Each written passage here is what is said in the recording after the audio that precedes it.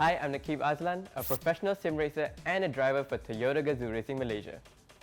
I was the champion in the TGR Rookie series last year, and what I learned throughout the whole season was to always be on your toes in all conditions, which included racing in treacherous conditions like the heavy rains that occur in Malaysia. So in this video, I'll be showing you a lap around the legendary circuit de Spa-Francorchamps in the wet on board the new GR010 Hybrid Le Mans hypercar and how to tame this car and track combo. Driving this car over a lap is a test of skills on how good you are as a driver, how well you can nail the handling nuances and management of the car in a short space of time. It really puts things into perspective, the complexity of the car, even in the virtual world.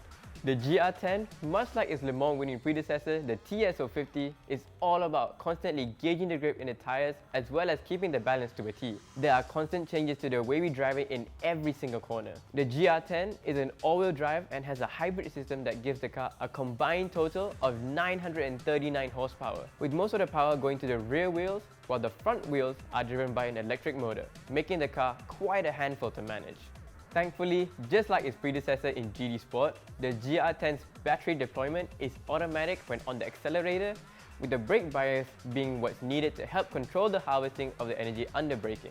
With that out of the way, we can now go on board for a lap around a wet circuit de Spa-Francorchamps in our trusty GR10 Hybrid. A circuit for a lot of petrolheads needs no introduction, but still a thrill to drive on with its many iconic corners. So before we start the lap, gotta make sure the car's in the right setting. We gotta increase the traction control up to 3 and the brake balance to 4 in the rear to cope with the wet weather conditions. Starting the lap, smooth on throttle to make sure we get a good exit. Right after we cross the start finish line, we immediately swing out to the left hand side at La Source to be on the brakes between 200 and 100 meter boards. Down through the gears to second to just go slightly wide into La Source and avoid the wet curb. And as we go smoothly on the throttle, as we exit the corner heading downhill now into turn 3, 4 and 5, power nice and gently to get it up to 6th gear as we now come up to the mighty Eau Rouge and Radion sequence of corners. It's easy flat here in the dry, but more caution is warranted in the wet. After the first few corners, we can just about relax for a bit here on the Camel Straight.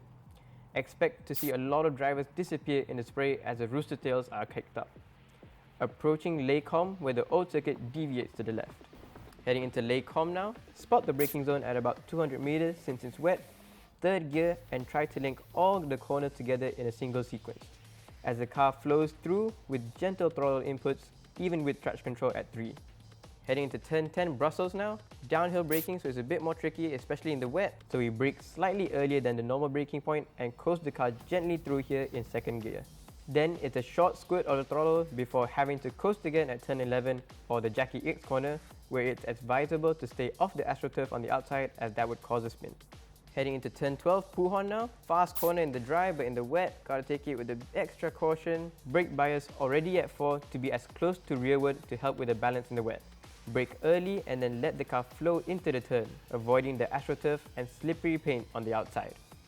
Halfway there now, turn 13, 14 and 15, soft braking into 13 as we hold a tight line but avoid using the curb. And then hug the line into 14 before setting ourselves up for 15.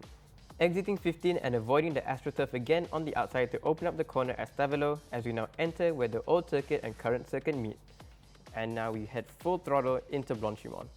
Those who dare would probably take Blanchimont flat even in the wet, but for this demonstration, we'll have a bit of a lift to avoid the AstroTurf on the outside. And now heading into the final 2 corners of the track, the bus stop chicane, braking early just before the advertising board and we gently enter the bus stop chicane. Just a bit of the curbs for both corners and we now reapply the throttle smoothly for the short run up to the line. And that's a lap around the circuit de Spa-Francorchamps. Let's see how our competitors handle the variety of cars and challenges of the tracks that we've selected at this year's competition. Join us on the 6th and 7th of August for our live semi-finals and finals. We'll see you at the races.